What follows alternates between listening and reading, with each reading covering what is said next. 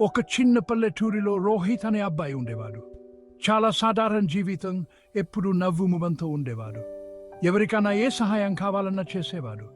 అతని క్లాస్మేట్ అమన్ డబ్బున్న కుటుంబం నుండి వచ్చాడు. పెద్ద ఇల్లు, చాలా కార్లు ఉన్నాయి వాళ్ళకి. వాళ్ళ జీవితాలు వేరుగా ఉన్న వాళ్ళ స్నేహానికి ఏ రోజు అడ్డు రాలేదు. దయలోనే శక్తి ఉందని నేను ఎప్పుడూ నమ్ముతాను. నేను పంచుకోవడంలో ఆనందాన్ని చూస్తాను.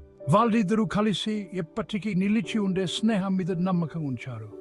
వాళ్ళ స్కూల్ రోజులు నవ్వులతో, వేడి ఎండలో గోళీలు ఆడుకుంటూ, భోజనాలు పంచుకుంటూ గడిచిపోయేవి. రోహిత్ ఇంటి నుండి సాధారణ రోటీ, ఆమె ఇంటి నుండి పనీర్ కూర. కలిసి చదువుకునేవారు, పెద్ద పెద్ద కళ్ళు కనేవారు. వాళ్ళ స్నేహం ఆరిలో ఒక ఆనంద దీపంలా ఉండేది. స్కూల్ తర్వాత నేను ఉద్యోగం కోసం నగరానికి వెళ్ళాను. మా ఇంటికి సహాయం చేయాలి కదా. సంవత్సరాలు గడిచిపోయాయి. కష్టపడి చదివే రోహిత్ చదువుల్లో చాలా బాగా రాణించాడు. అతనికి ఎప్పుడు అండగా ఉండి ప్రోత్సహించే అమన్ అతనికి తోడగా ఉండేవాడు.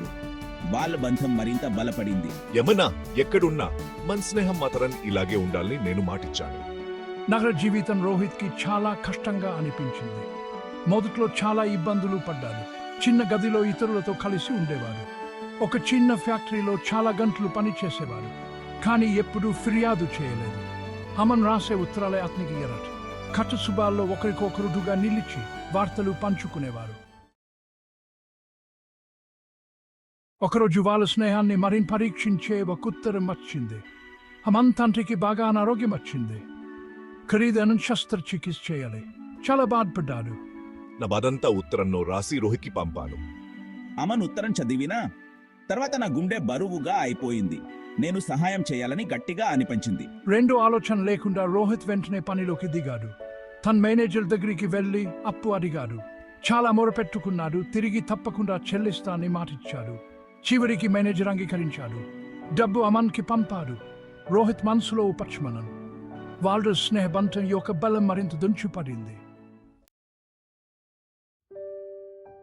దేవుడి దయ వల్ల అమన్ తండ్రికి శస్త్రచికిత్స విజయింది. ఆయన ఆరోగ్యం కుదుటపడుతుంది.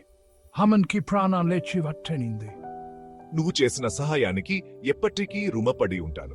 రోహిత్ ఉదార్ కేవలం ఒక ప్రాణాన్ని కాపాడటమే కాకుండా అతనికి అమన్కి మధ్య ఉన్న బంధాన్ని మరింత బలపరిచింది. వాళ్ళ నిజాయితీ స్నేహం కాల్పై పరీక్షలో నిలిచింది. సంవత్సరాలు గడిచే కొద్దీ రోహిత్ విజయాలు సాధిస్తూ ముందుకు సాగాడు. కానీ అమన్ చేసిన సహాయాన్ని ఎప్పటికీ మర్చిపోలేదు. అమన్ వాళ్ళ కుటుంబ వ్యాపారంలో చేరాడు. వాళ్ళ స్నేహం వాళ్ళ జీవితాలకు పునాదిగా నిలిచింది. ధన్యవాదాలు నాన్న, నాకు నీ చాలా గర్వంగా ఉంది. రోహిత్ నిజమైన సంపద అంటే డబ్బు ఆస్తో కాదని ప్రేమ, విశ్వాసాన్ని గుర్తు చేస్తుంది. మన స్నేహం అమన్ బంగారం కన్నా విలువైనది. నిజమే, రోహిత్ అమన్ కై సత్యానికి నిదర్శనం.